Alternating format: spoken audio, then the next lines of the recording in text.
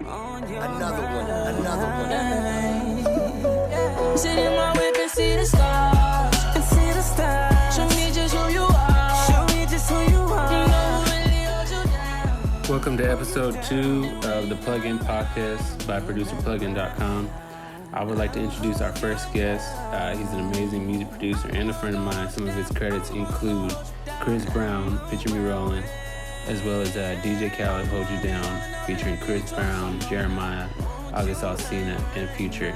Sat down and spoke with L, and here's what he had to say. Got you. But anyways, so going back to what I was saying, when you first moved to LA, like what made you move to LA? Obviously music, but like, what was like the initial like thing that had you move out here to LA? Yeah, just the opportunity. So like I was telling you with my friend Zeke, he had been was doing a project, trying to get the project together, and he had flew out to Philly and started it with me, and he couldn't. He was like, "Yo, I don't want to finish it without you there, like to oversee the ending of it." And I was like, "Oh man, like I'm so for that. That's what I've been like attaining to, trying to get to the end of the project and be a part of that process." So he had me flown out here, and when we got here, he was in school for music, and I had looked at music conservatories and things like that after I had graduated high school, but the one that he was going to, LA Film School, it was just like, it just made sense. Like, I don't know, I had been looking at Berkeley, like all types of music conservatories, but that one just made sense for my situation.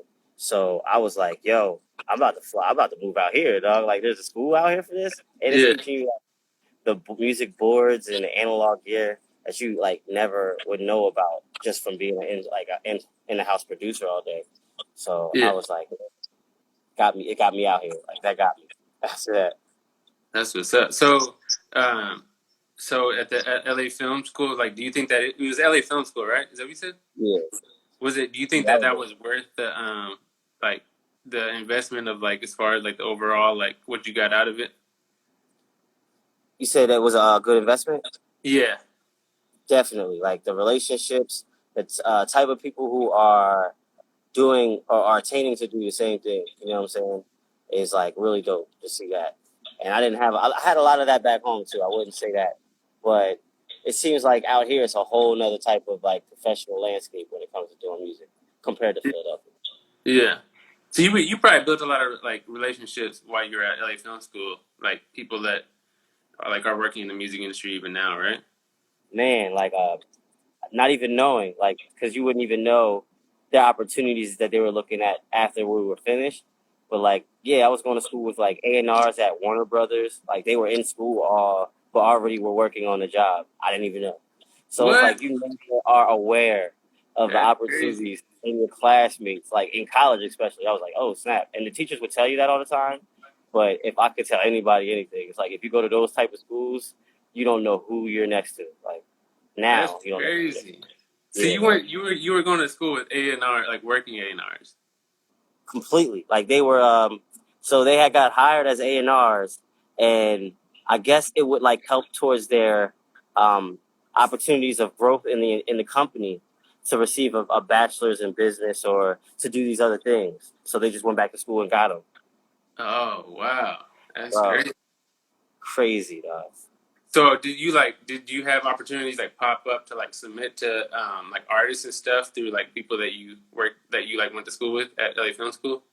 Yeah, like I would hear about their new artist. A&R would like ask me about an artist that they're representing, and it was crazy, especially in the type of classing that I did. We had to make like a EPK or set up a artist's whole page. Like just set up a whole artist is like their business.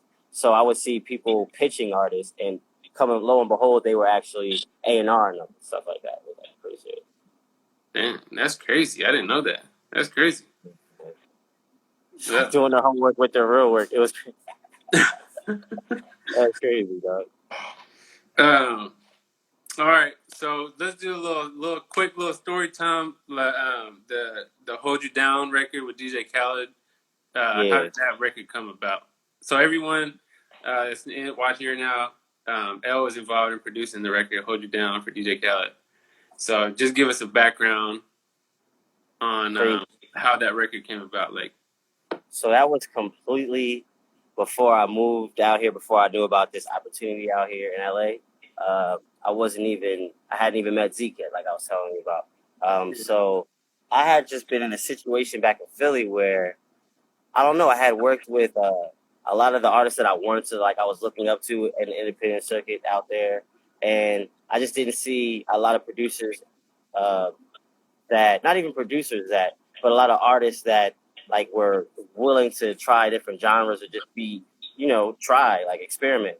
So I went on like MySpace back in the day and was like, yo, any artists that are looking for a producer / engineer in any area, I had a laptop. I was like, I'll come to you. Just like hit my line or hit me on the MySpace.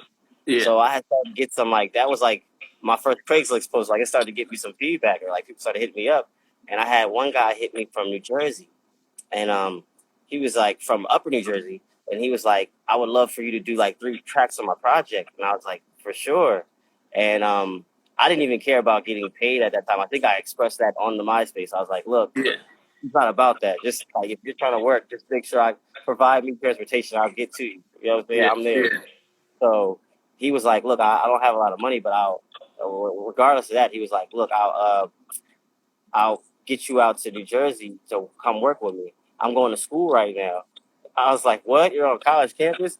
Turn up. I'm there, dog. Like, say no more. Yeah. So I get out there, and he has me on the campus for that one day, and then he's like, all right, we're gonna go to my crib. And I'm like, all right, whatever. We go to his crib, and like this opportunity, I don't even want to, like, he was just somebody you wouldn't expect it to be. Like, it was like a little brother of somebody that like he just was connected, and I had no clue at that time. So it was like great that we had built a rapport opposite of me knowing who he was or who he was connected to.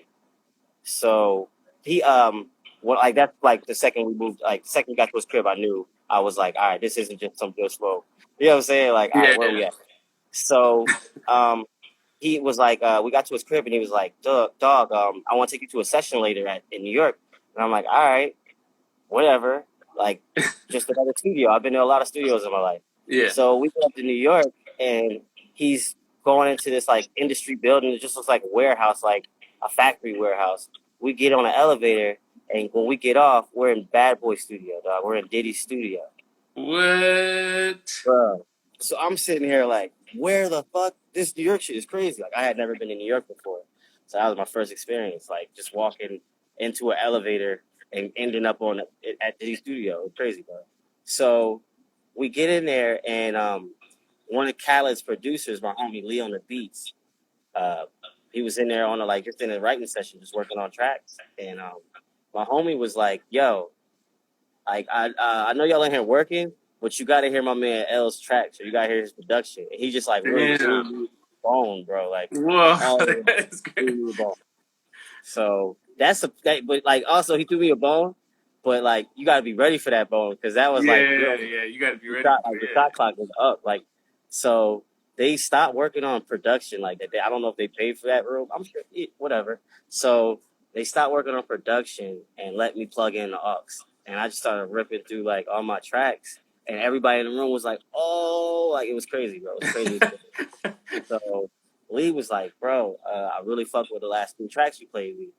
Shoot me your email, or I'm gonna shoot me your contact." And he like hit me up the very next day and was like, "Yo, send me packs, like send me loops, anything you could send me. We gotta work."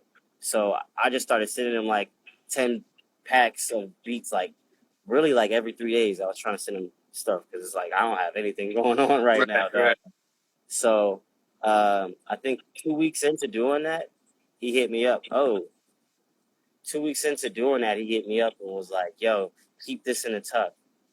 Like, don't let anybody hear this this melody or this loop." And I was like, "Whoa, all right. I don't know what's going on, but I met you in Diddy studio, so that's good to hear." Like, that's good to hear. So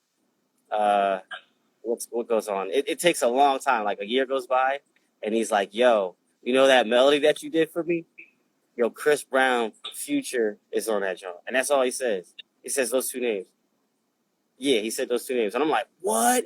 Oh, oh man, like I'm excited. I don't know what's going on. So it comes out, and like all those, like they had August Alsina, they had all the artists on it. Future, August Alsina, Chris Brown, Jeremiah. Like these are all artists I'm a fan of, and like I've always loved their music. So that was just a blessing, bro. Like, you know what I'm saying?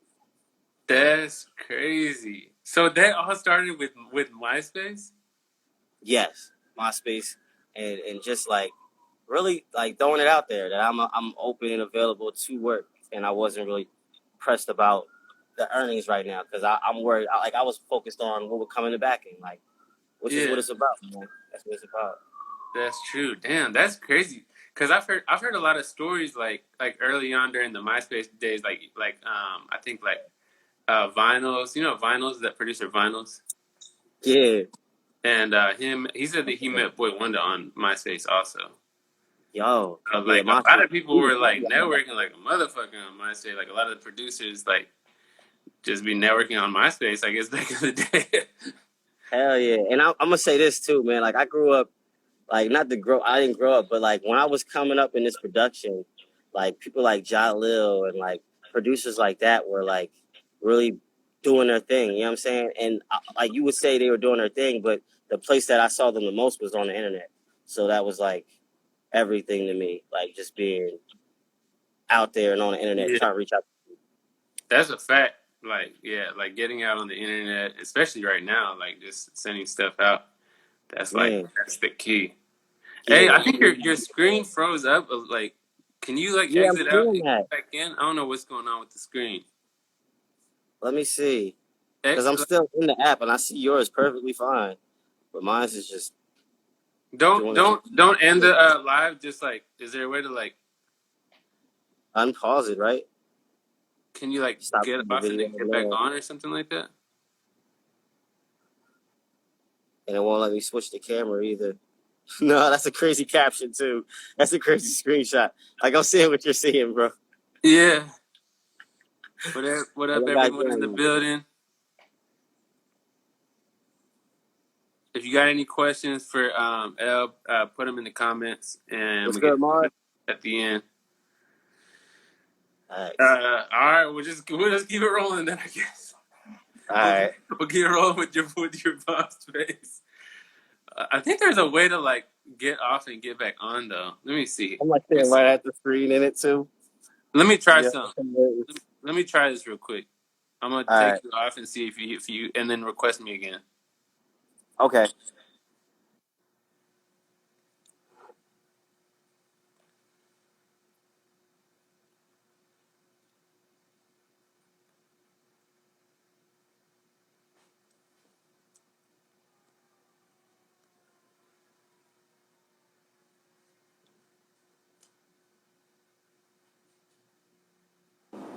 Hey, we back?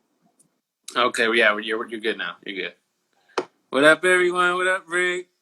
What up, Serena? All right, so that was a crazy story. So you said you met him through MySpace for that record. That's crazy. But just so y'all know, this man right here, L, is the craziest on the keys. That's how he got this place, the Hold You Down record. Like, this man is insane on the keys.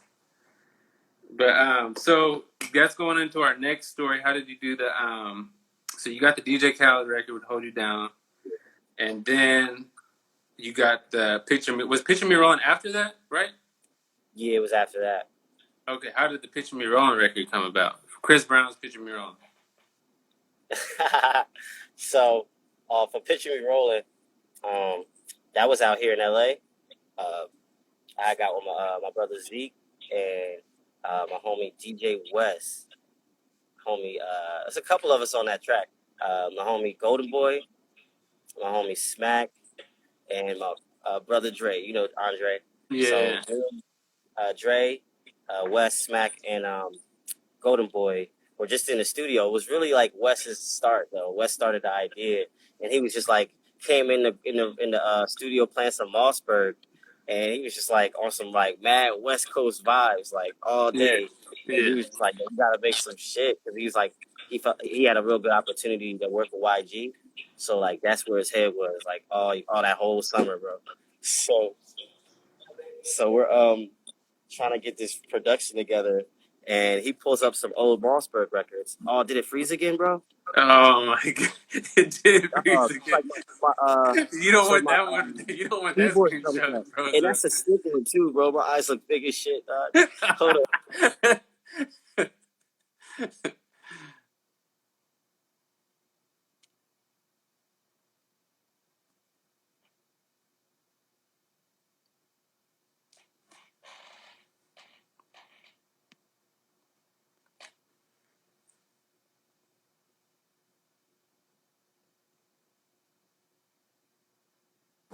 All right. If it We're back. again, I won't. We back. All right. Go ahead. You can keep it rolling. So he has his opportunity with YG. So he starts playing the Mossberg records, and I hear a bass line in them, and it's just like the way it was moving. So me and him start I just start yo, open FL, we gotta lay this bass line down. So we do that, make the track, and the track came like it was really fast to make. But then when we got a call from my homie Wes got a call, and he's like, yo, we need to go to what was it? I think it was a Universal Studios session.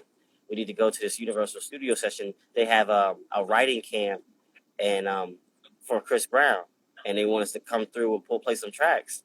And we're like, bet. So we're not thinking about anything about this track. Like we were like, that's for YG. Like we thought we knew exactly who it was for or whatever. Yeah. But we get in there, and he's this A&R by the name of Keith. I wish I knew his last name right now, but can't think of it off top.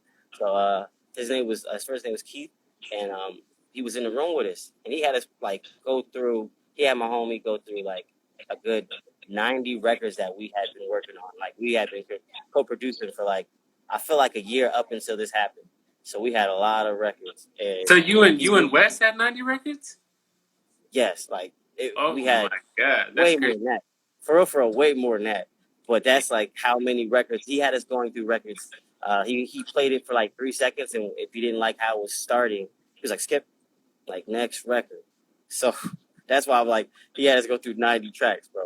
But when he heard that start to the Picture Me Rollin' track, he just got up and started cripping like or dancing. I'm not even gonna claim his set, you know what I'm saying, whatever. But he started dancing, bro, and I was like, what? This dude wasn't the type of guy that you would have thought. You know what I'm saying? Would just start, and he had a suit on. Like, he was just not the type of guy that you start having do those type of dances, bro. So I'm in there like, turn up. Like, yeah, man, get it in. Don't play. Yeah, bro. So he started dancing and calls in another A&R. I didn't know this wasn't just the A&R. This was like that owner of, he was the lead guy of RCA. So he comes in and checks the record out. And he's like, that's on the project. All right, guys, we'll talk to you later. And he has his leave. Like, he has to step out the room. And they get to work, bro. It was really crazy like that, bro. That's crazy. So how Wes just got a call and they were like from Universal Studios? How did that work? Yeah, so Wes, man, like one thing about it is like just trying to put your team together. One, like my homie Wes is one of those people who is really, especially at this time, really trying to figure out who was going to be a part of his team to being who he wants to be, because you can't do this shit by yourself. You know what I'm saying? Yeah. So he had an engineer in Atlanta that he had built a relationship with just from working with Tink and just other artists. You know what I'm saying? Just working with people.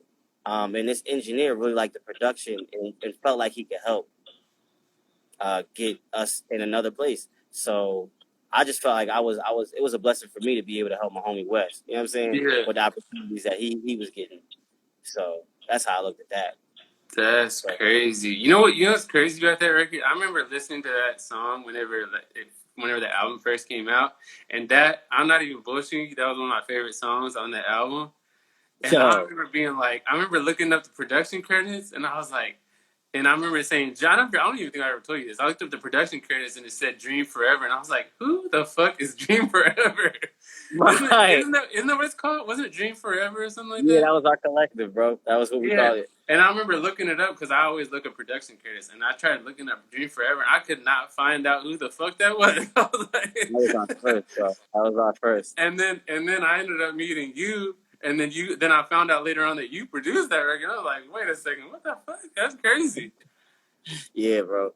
So when we dropped that project, or when we got on that project, like all 5 of the guys that were on that production, we were really like, that's why we had so many productions together. We were like a collective that we had called ourselves Dream Forever, and we still looked at ourselves as like individual producers, and like we're looking at like the Wu-Tang, like whoever picks us up, we want to be a la Cartel. Like we don't want them to pick up every one of us.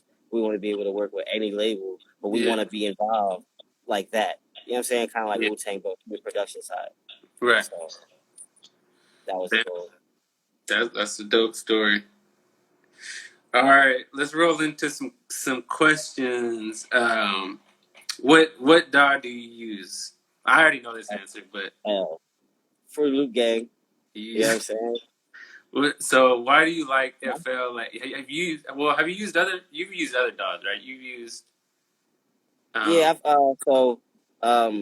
I started, I didn't even know about FL when I started. The first thing I ever tried to use was an MPC 2000XL. So I was really trying to do it like old school analog, because like that's who like Just Blaze, the people that I looked up to, that's what they had in the studio. I didn't know about the software stuff.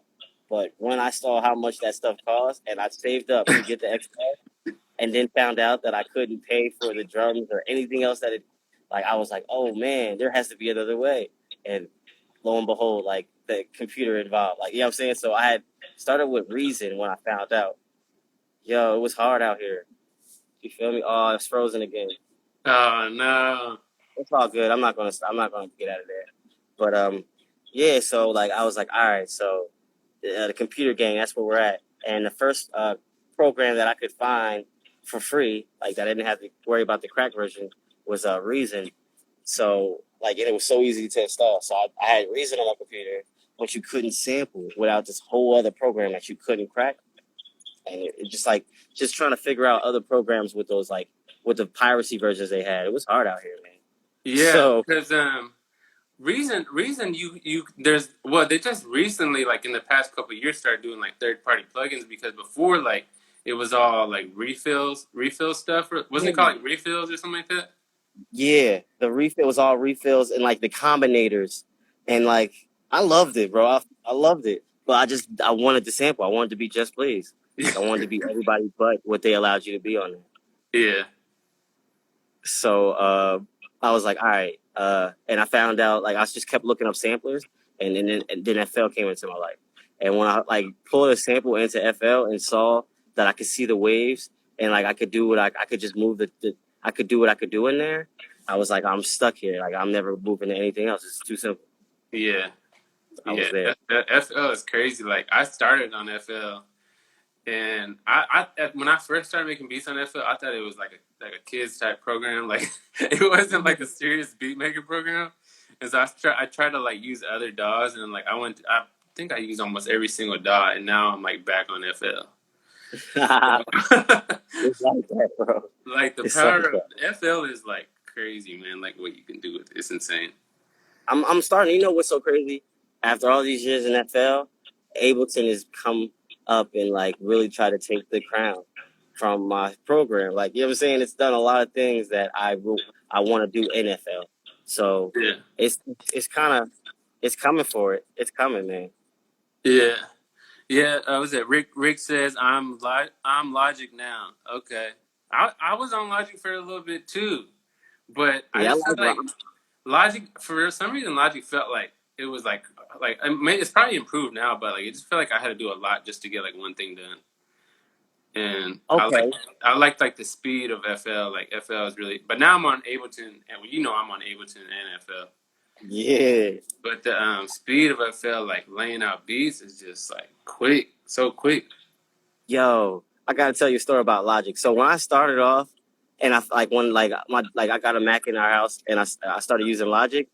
I was like, yo, you cannot make trap beats. You cannot make the type of you cannot make jolly little beats on here. Like it's like you have to really be good at it to do that. You know what I'm saying? Yeah. And that's like how I looked at it at first. But then after just a couple years ago, I've started to meet a lot of producers that have a lot of placements that I really respect that work in Logic only. So yeah, that's a fact. There are a lot. I don't know, yeah, there's something about that program. But I think every DAW, like, I mean, most people say that. Most people are like, well, every single DAW is like they all sound the same. Like you can get them to sound the same, but they like each DAW does sound a little bit different. Like FL has like a certain bounce with the drums. Seriously, that's like, and like Reasons, like to me, Reason sounds like really crispy. Like their drums sound really crispy. Like I can normally tell what DAW or what beat a DAW or what DAW was made. You get what I'm saying? What beat the DAW was made in? Yeah, what just based on the sound of it and the grooves based off the sounds of the drums, like the crispiness of the drums. Yeah, I agree with that. So, you know what reveals you're in FL? The bass slides, most of them. But nowadays, like Logic, like programs have got better with that. Yeah, cause FL was on it early, like as far as like lighting and stuff like that. Yeah, other programs are probably trying to catch on with like how the 808s sound in FL, because the 808s do sound pretty crazy in FL. Yeah. What's your favorite VST synth of choice? Oh, so for me, it's not even a question. Omnisphere is the best thing that ever happened to VST instrumentation. Like honestly, it's the best thing ever happened. Yeah, this man, all he needs is an Omnisphere, and he's you don't even need to have a drum machine. Like we'll make it work, bro. You know what I'm saying? No drum sounds in Omnisphere, dog. We're gonna figure this out. Yeah, that's what's up. What's your beat making process like? You normally start with melody first and then go from there? Okay, so for me, my beat making process hasn't really been about the making of beats. It's kind of like I want to start a beat 2 vocals now. So I've been really just lately, like when I started off, I didn't have access to vocals, or I didn't feel like I could make vocals. But now it's like, let's just get a song together. Let's get a hook. Let's get a melody together and record that. And let's get it, like, put the drums and everything around that. And that's, I love making beats like that now. Gotcha. So like get some kind of like vocal melody line and then build the song around that. Yeah, I kind of feel like a DJ more now, you know? Yeah. Instead of just a beat maker. Cause that's like I could take that's the difference for me now. Like having acapellas. So you normally always start with a vocal line for the most part first, and then go from there. That's what's up. All right. Well, let's see. Let's end this off with what would be some advice you would give to other up and coming producers? Like, what's your best piece of advice that you could give to someone that is looking to getting into production and producing? I would say my best advice would be fuck with acapellas. Like, don't be scared to take an acapella and make the beat around that. Like, I know when I was growing up, I used to think, especially when I started making beats, like, oh man, I could make these beats that are on the radio, or I need to work with this type of artist because I think I can make them something that they could really do something on. Well, if I feel like that now, I'll just take their acapellas and do something that they will want, for themselves, and that's really where I feel like, and even as a beat maker, like it helps me, like, not just as a beat maker, as a producer, like people will take Future's songs that he does, and he'll just take recordings and they'll take his acapellas and make a song. You know what I'm saying? Yeah. So like, that's where I'm at with it now. And if you're just making beats, you should really try to get better at making songs out of anything, out of people's vocals. Work on that. Yeah, that's an important tip. I think that's different. Well, that's obviously that's the difference between a beat maker and a record producer, because a producer, or a music producer, like does the whole entire song, and a beat Yeah, maker. like you don't need to. I don't need you to like as an artist. I don't need you to think of a hook. I'll tell you what. I'll figure the hook out. You know what I'm saying? Like just lay it all down. Just get it all out. Yeah, Well, this is gonna be hit. It's gonna be hit. So yeah. All right, man. Well, thank you for your time and taking your time out of your day and doing this interview with us.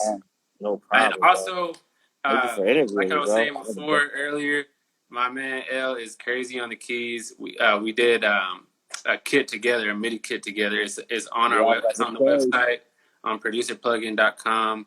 Make sure to go check that out.